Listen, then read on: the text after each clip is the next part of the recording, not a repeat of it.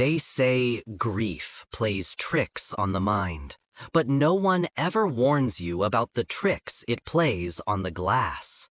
For 6 months after the funeral, my own reflection was a stranger I learned to avoid. Then one morning, I looked in the mirror and saw my father's tired, disappointed stare looking back, and I understood that he hadn't truly left at all. The house hadn't changed, which was the problem.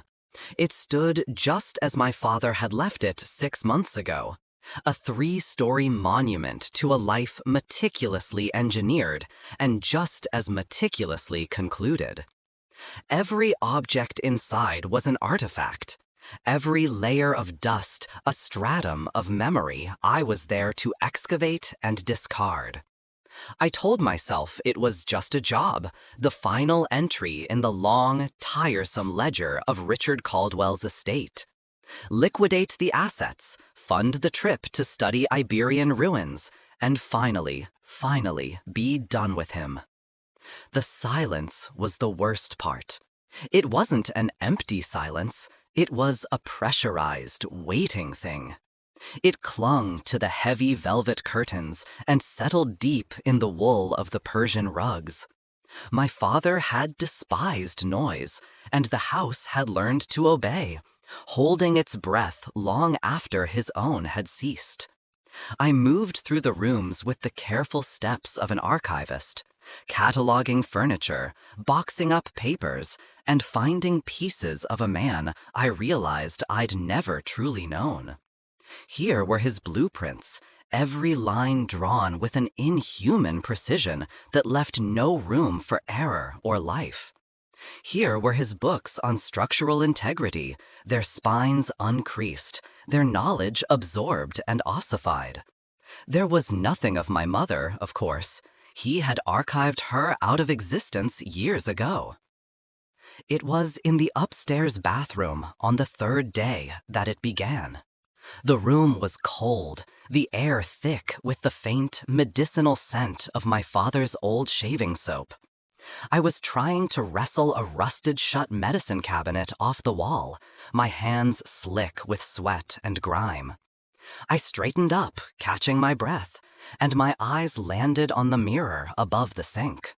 The silvering was flaking away at the edges, as if telling a ghost story by candlelight.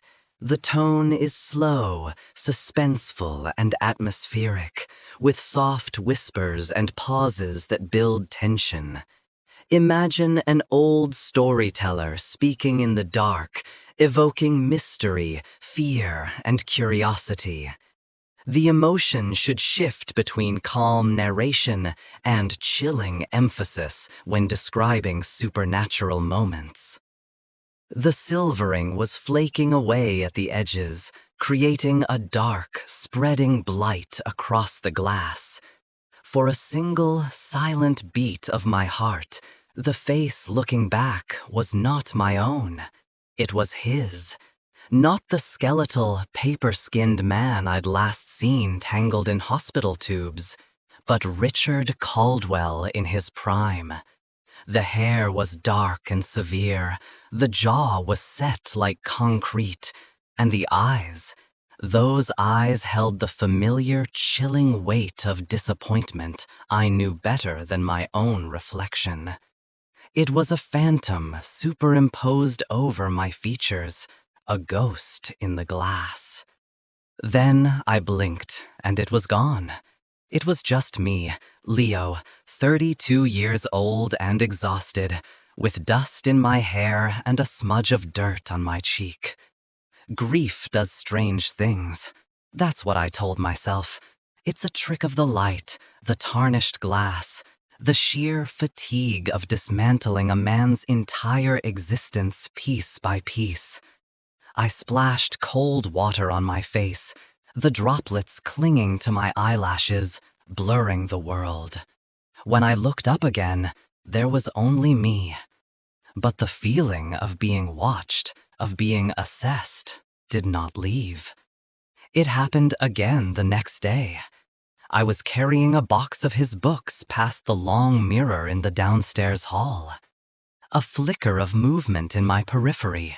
A man in a crisp shirt, standing straighter than I ever have.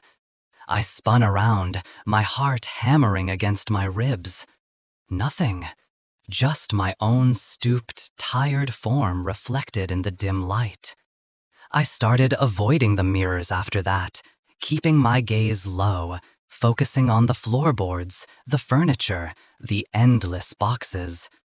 But the house was full of treacherous surfaces. The polished mahogany of the dining table, the darkened glass of the grandfather clock, even the curved belly of a silver teapot. In each, I felt a presence just beyond the edge of sight. The face in the glass was no longer just a fleeting memory. It was an observer. The few times I dared to meet its gaze, I saw a subtle shift. The expression was no longer static, no longer just a photograph of a dead man's disapproval. It had become vacant, almost placid. But when I would glance away and then force myself to look back, I'd catch the tail end of a new expression. It was a look of quiet, unnerving expectation, as if it were waiting for me to do something. Or perhaps, waiting for me to finally see what it was showing me. It was no longer a matter of catching him in the glass. It was a matter of finding myself. The change was subtle at first, an insidious creep. The creases beside my eyes deepening into his cynical furrows, the slight downward turn of my mouth thinning into that familiar, unyielding line of his. I would stare, heart cold, trying to isolate my own features from the ones being superimposed, trying to hold on to the face I'd had just the week before. But it was like trying to separate mixed paints. The more I struggled, the more the two blended into a monstrous new whole. My work in the house ground to a halt. The trip, the archives, the life I was trying to build, it all seemed like a foolish dream from another person's life. My new occupation was avoidance. I learned the sightlines of the house, the angles of reflection. I draped sheets over the hallway mirror and the glass-fronted cabinets. I ate from paper plates to avoid the accusing curve of a spoon. At night, I worked with the curtains drawn tight, but even then, the black mirror of the laptop screen would catch the lamplight just so, and he would be there, watching me type with my own hands. His hands. The rain came on a Tuesday, a relentless, week-long downpour that turned the windows into weeping sheets of dark glass. There was no escape. Every pane held him. He was in the living room, distorted by the rivulets of water, his face melting and reforming.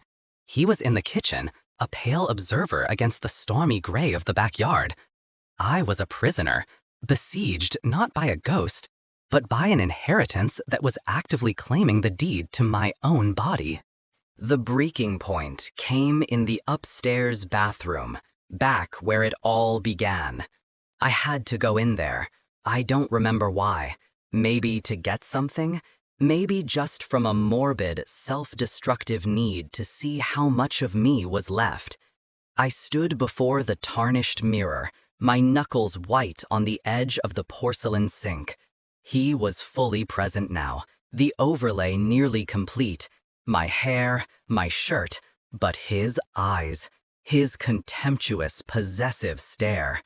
A scream tore from my throat, a sound of pure animal terror. It wasn't his voice, it was mine, and the realization gave me a final fleeting surge of ownership. I snatched a heavy brass paperweight from a dusty shelf, one of his, a miniature of some brutalist building he'd designed. Without thinking, without breathing, I threw it at the mirror. The sound was a deafening crack, a gunshot in the suffocating silence of the house. The glass spiderwebbed, then collapsed inward, showering the sink and the tiled floor in a cascade of glittering shards. For a moment, panting, I felt a wild, exhilarating rush of victory. I had done it. I had broken him. Then I looked down. It hadn't banished him. It had multiplied him. 100 tiny eyes stared up at me from the floor. Each silvered fragment held a piece of his face, an eye here, the corner of a sneering mouth there. It was a fractured mosaic of his judgment, scattered at my feet. I had taken his singular, oppressive gaze and turned it into an army. I don't leave the house now. I sit here, in the quiet, and I try not to look at my own hands for too long. Earlier today, I was staring at my right hand as it rested on the arm of a chair. The knuckles seemed broader, the fingers more solid, engineered, not grown. I felt a sudden, profound chill, a coldness that had nothing to do with the draft in this old house. It was the recognition that the face is only the beginning. The reflection is just the blueprint for the structure to come. We often think of grief as something that fades, but this story leaves us with a chilling thought. What if it's an inheritance we can't refuse? It begins as a trick of the light, a flicker in the glass that we try to explain away. But it ends with the terrifying realization that the face we're becoming is the very one we fought so hard to escape. Thank you for listening to this story on Content Channel.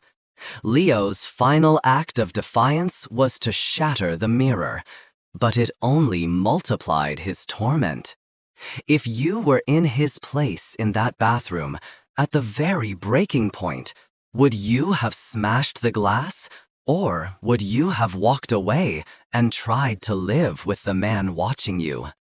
Take care of yourselves until next time. We'll be back soon with a story about a sound that only one person in a crowded apartment building can hear, and the terrible price of trying to prove you're not insane.